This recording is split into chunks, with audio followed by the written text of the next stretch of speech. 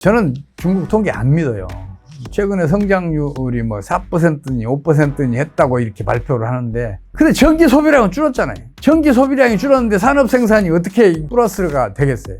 그럴 리가 없다고 저는 봐요. 중국은 통제 경제 체제예요. 금융이 일하는 홍수가 몰려오고 있는데 통제 경제 체제라는 댐을 구축해서 그걸 막아내고 있었는데, 지금은 그 물이 지금 넘치고 있어요. 댐에 물이 넘치면 그 댐은 붕괴돼요. 그래서 중국 경제도 조만간 붕괴되지 않을까, 저는 그렇게 보고 있어요.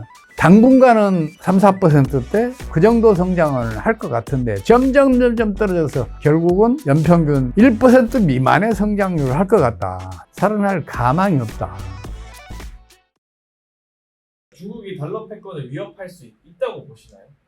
그 시도야 누구나 하겠죠. 왜냐하면 국제 기축통화가 되잖아요. 무한히 많은 이점을 누릴 수 있어요. 특히 화폐는 큰 돈 안 들이고 찍어낼 수 있잖아요. 그게 국제적으로 통용이 되는 통화라고 생각을 해봐요. 그러면 우리는 아무런 노력도 없이 다른 나라가 애써 생산한 제품들 거의 공짜로 수입할 수 있잖아요. 그냥 기축통화가 되도록 하기 위해서 많은 나라 정부들이 노력을 해왔어요. 근데 대부분 실패했어요. 왜냐하면 국제 기축통화가 되기 위한 조건이 몇 가지가 있어요. 근데 그 조건을 충족을 못 시켜서 그게 안 되는 거예요. 첫째는 가치가 장기간 안정적이어야 돼요. 가치가 장기간 안정적이지 않다면 누가 그 통화를 가지고 있으려고 했어요. 그 중국 위안은 가치가 안정적인가요? 몇 년 전까지만 하더라도 달러당 6.1위안에서 지금 7.2위안까지 올라가 있잖아요. 그걸 누가 가지고 있으려고 그래요? 가치가 계속 하락하는데. 그 다음에는 거래가 용이해야 돼요. 지불도 아주 쉽게 이루어져야 돼요. 그러기 위해서는 외환시장이 충분히 발달해 있어야 돼요. 외환시장이 발달해 있어야 거기 가서 언제든지 팔 수 있고 언제든지 살 수 있을 거 아니에요. 근데 중국의 외환시장은 정부의 강력한 통제 하에 있어요. 충분히 발달해 있지 못하잖아요. 그리고 정부의 환율 개입이 최소화되어 있어야 돼요. 정부가 갑자기 환율에 개입하면 어떤 일이 벌어져요? 가치가 폭락했다, 폭등했다 이런 일이 반복될 거 아니에요. 누가 그 통화를 가지고 있고 싶겠어요? 그게 안 된단 말이에요. 또 하나는 경제가 장기간 안정적인 성장을 유지하고 있어야 돼요. 그래야 투자할 가치가 있을 거 아니에요. 가장 기본적으로는 또 뭐가 있냐면 정치가 장기적으로 안정적이어야 돼요. 그러기 위해서는 민주화가 꾸준히 진행돼야 돼요. 중국은 그 반대로 가고 있잖아요. 중국의 위안화가 국제 기축통화가 되기 위해서는 이런 조건을 하나도 충족을 못 시켜요.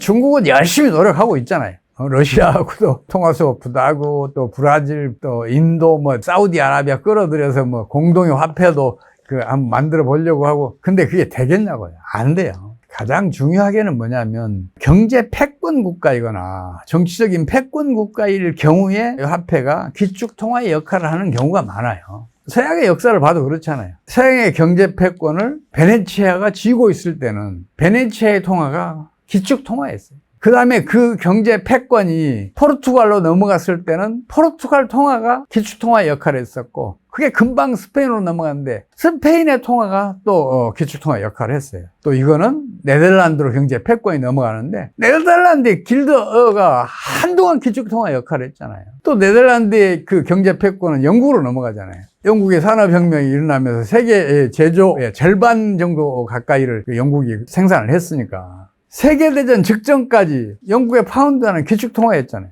근데 지금 경제 패권을 이루니까 파운드가 기축통화로 취급해줘요? 아니잖아요. 지금은 미국이 경제 패권을 쥐고 있는 데다가 지금 세계적으로 거의 유일한 초강대국이잖아요. 그래서 달러화가 기축통화 역할을 하는 것이고, 그리고 미국은 지금 경상수 적자가 장기간 지속되고 있잖아요. 그럼에도 불구하고 달러 가치가 안정적인 이유가 그것 때문이란 말이에요. 그 역사적인 배경을 살펴보더라도 중국의 위안화가 기축통화가 되기에는 아직은 멀었어요. 저는 그렇게 보고 있어요. 그러면 최용식 소장님께서는 앞으로 중국의 경제 전망 어떻게 보시나요? 우선 이 말씀부터 드릴게요. 최근에 중국이 그 소위 방첩법 이거를 발표를 했어요. 이 얘기는 무슨 얘기냐면 경제 통계 이미 공표된 것도 외국에 제공하거나 다른 기업에 이제 제공하거나 그러면 간첩으로 처벌을 당하는 그런 법이에요. 그 법을 왜 제정했겠어요? 저는 중국 통계 안 믿어요. 최근에 성장률이 4%니 5%니 했다고 이렇게 발표를 하는데 그럴 리가 없다고 저는 봐요. 아니, 지난해 4분기에도 중국은 4% 성장했다고 주장을 하잖아요. 근데 전기 소비량은 줄었잖아요. 전기 소비량이 줄었는데 산업 생산이 어떻게 플러스가 되겠어요? 거의 있을 수 없는 얘기예요. 최근에 중국 경제는 이미 마이너스 성장으로 들어간 것 같아요. 그거를 누가 시비 걸지 못하게 경제 통계 공표되는 걸 철저하게 차단하고 있는 거 아닌가, 저는 그런 생각을 해요. 사실 중국은 2019년에 이미 금융위기가 진행됐어요. KBS가 당시에 빈집 6,500만 채 비밀 특집 방송을 내보냈잖아요. 부동산 시장이 완전히 붕괴됐다는 얘기 아니에요. 그럼 그때 이미 금융위기가 급속하게 진행이 되고 경제가 파국적인 위기로 빠져들었어야 했는데, 중국은 통제경제 체제예요. 금융위기라는 홍수가 몰려오고 있는데 통제경제 체제라는 댐을 구축해서 그걸 막아내고 있었는데, 지금은 그 물이 지금 넘치고 있어요. 댐에 물이 넘치면 그 댐은 붕괴돼요. 그래서 중국 경제도 조만간 붕괴되지 않을까, 저는 그렇게 보고 있어요. 미국에서 만약 금융위기가 터지잖아요. 그 타격을 가장 크게 받을 나라는 중국이에요, 사실은.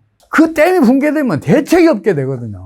실제로 지금 중국은 1대1로 사업으로 해당 국가들에게 9,700억 달러라는 어마무시한 금액을 상업차관으로 제공했어요. 그리고 7천억 달러를 통화스와프로 추가로 지원해줬어요. 근데 그 나라들이 하나같이 외환위기 늪에 빠져 있거나 외환위기에 직면해 있어요. 여러분 잘 아시잖아요. 스리랑카, 외환위기 늪에 빠졌잖아요. 파키스탄, 튀르키예, 헝가리, 이집트, 튀니지, 미얀마, 라오스, 캄보디아, 다 그렇잖아요. 1대1로 사업과 관련해서 중국이 대규모 투자해줬던 나라들, 상업차관 제공해줬던 나라들, 외환위기 늪에 빠져있단 말이에요. 그 금액만큼 약 1조 달러가 지금 부실채권이 중국 상업은행에 안겨져 있잖아요. 그걸 만약에 시가평가를 해봐요. 중국 금융기관들 다 도산위기에 처해 있다고 봐도 틀림없어요.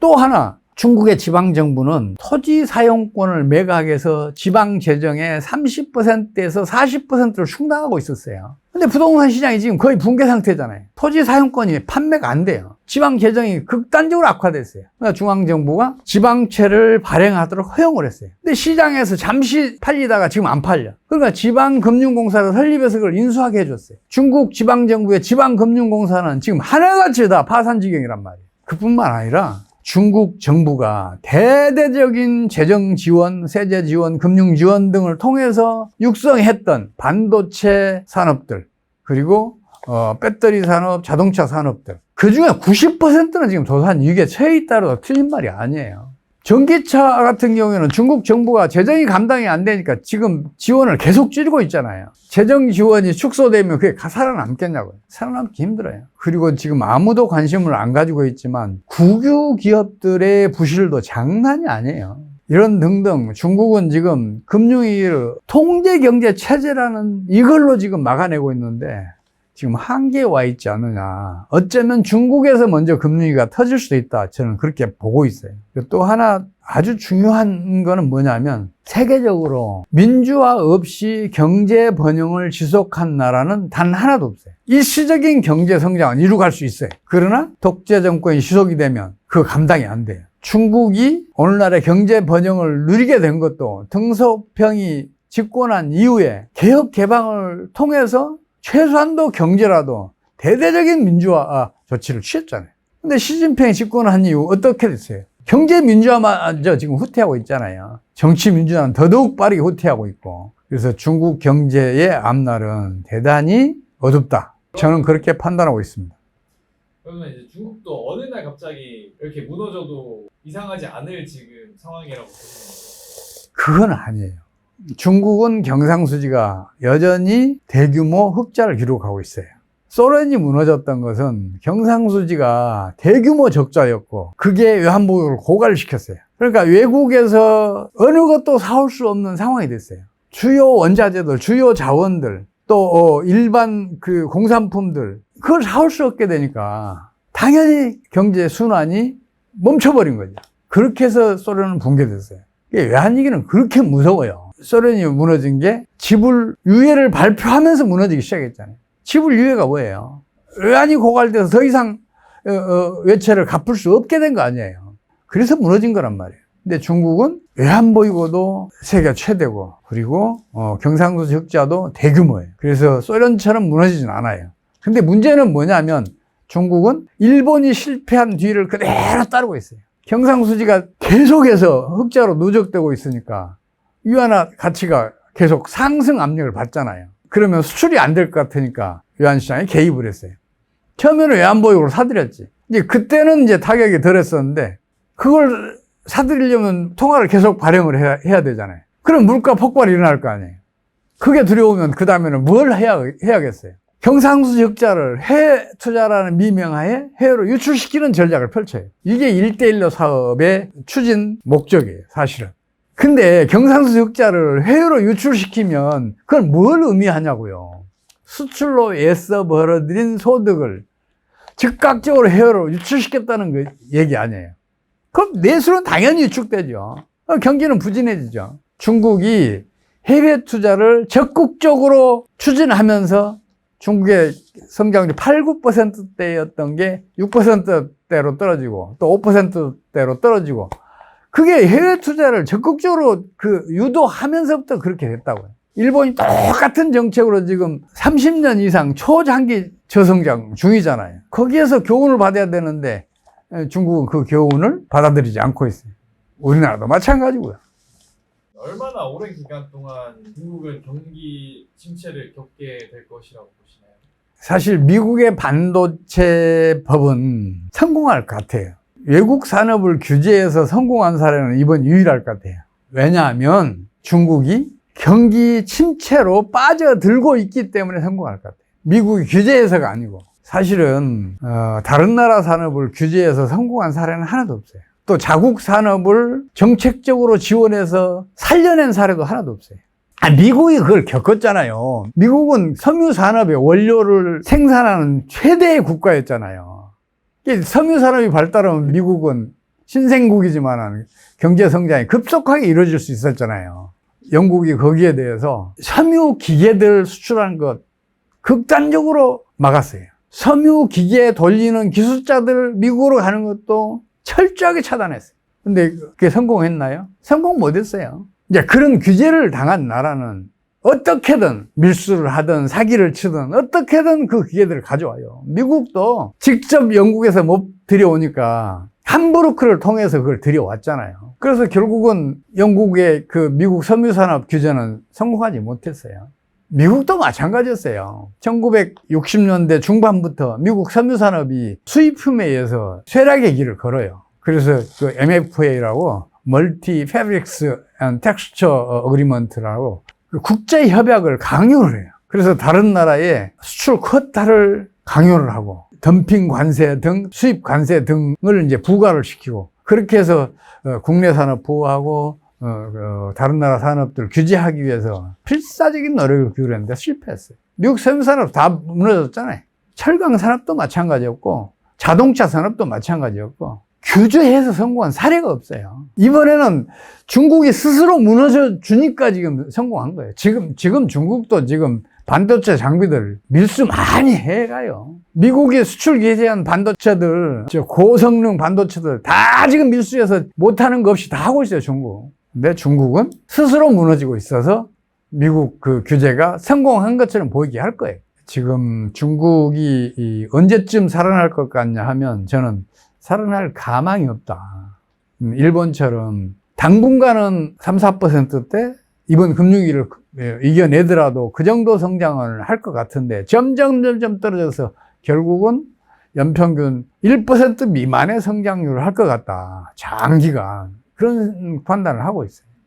그러면 중국의 경제 위기가 우리나라 경제에 어떤 영향을 미칠 것이라고 보시나요? 중국 경제 때문에 우리 경제가 큰일 난 것처럼 여러 전문가들이 얘기해요. 근데 그 사람들은 기업은 망하기 때문에 강하다는 사실을 인정을 안 해줘서 그래요. 기업은 어떤 문이 닫히잖아요. 다른 문을 열어요. 우리 한류가 그렇잖아요. 중국이 험한 정책으로 우리 한류를 완벽하게 차단했잖아요. 우리 한류 산업들을 어떻게 했어요? 다른 시장 개척했잖아요. 그래서 세계 시장을 지배하게 됐잖아요. 우리 수출도 마찬가지잖아요. 중국에 대한 수출이 급격하게 줄어드니까 다른 수출의 문을 열잖아요. 미국에 대한 수출은 아주 빠르게 증가했잖아요. 다른 나라에 대한 수출도 많이 증가했잖아요. 지금 우리나라 수출이 부진한 건 중국 때문이 아니에요. 고환율 때문이란 말이에요. 고환율을 끌어올리면 수출은 반드시 줄어요. 그것 때문에 줄어든 거지 중국 때문에 줄어든 거 아니에요. 물론 세계적인 경기가 부진해진 것도 수출이 감소한 원인이에요. 근데 그보다 더 큰 원인은 환율이 상승했기 때문이에요.